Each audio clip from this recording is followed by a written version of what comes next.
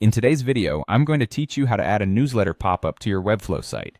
This is a fantastic way to capture visitor information and grow your email list, making it an essential tool for any website. Let's dive right in and get your pop-up ready.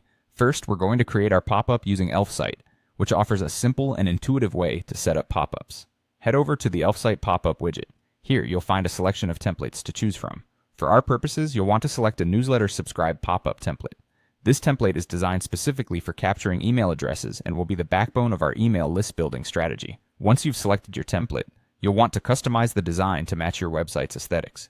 You can modify the text to make sure your messaging aligns with your brand. Adjust the colors to ensure they complement your site's palette. Additionally, personalize the email form fields.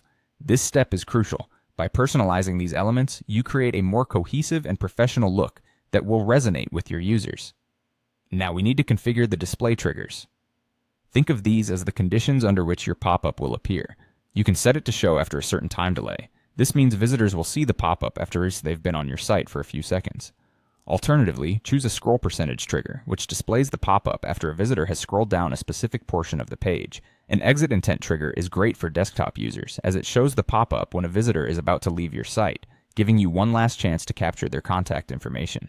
Finally, consider a button click trigger, which displays the pop-up when a user clicks a specific button on your site. Choose the method that best suits your goals. With the pop-up designed and triggers set, it's time to publish the widget.